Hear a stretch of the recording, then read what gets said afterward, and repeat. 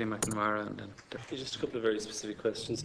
The reference here, 2012, is it 2012? Is there an agreement on that? Will there be a reference here across the Union, or will it be specific to each member state to agree? And if it is, can it be retrospective? The whole idea of ecologically focused areas, where are they now? And also the idea that farmers could pool the greening measures, for example, in a locality, if you had a farm with a fairly intensive farm, that they could somehow buy greening measures from an adjoining or a nearby farm which was perhaps less intensive or more suited, more environmentally sensitive in some regards. And then going back to the reference here is those who there are, of course, those who retired prior to the initial scheme and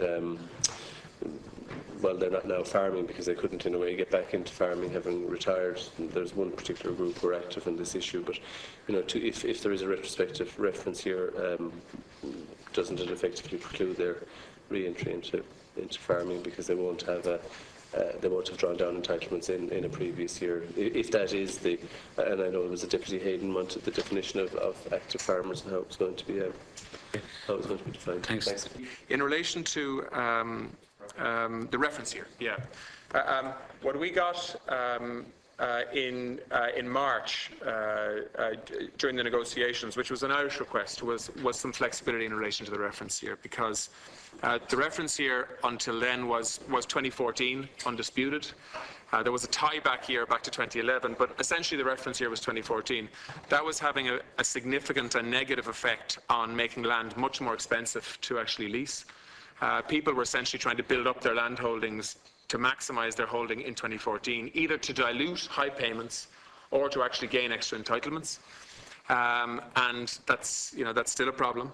And so it was really important to have other options and flexibilities around reference year, which is why we got agreement that actually 2011, 2012 or 2013 could be considered as a reference year also. We now have to negotiate with the Parliament and the Commission, neither of whom institutions like that flexibility. And so we'll have to see where we get to there. But I have consistently said to farmers that they shouldn't be making significant investment decisions on the basis of a 2014 reference year because the negotiations aren't over yet. And I would still say that. But I'm not going to commit to a definite other year either until we have a much clearer picture as to what we can do. So I think that's. Sorry. The pooling. Greening measures. Yeah. I mean, again, there are different views in the different institutions. I mean, what we've said in the council is that, in relation to protecting permanent pasture, that should be able to happen at a national or a regional basis. So, in other words, the limit on ploughing up permanent pasture to 5%. If you were to apply that on an individual farm basis, that could be very restrictive to somebody who's looking to increase their productivity or to expand the dairy herd or whatever. Or to, for example, put in more land for feed barley or for maize or something like that. And so we've got agreement on that.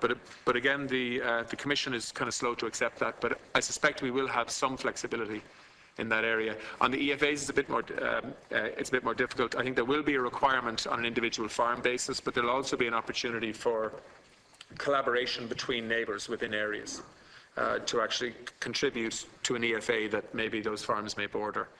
But again, it's not finally decided yet.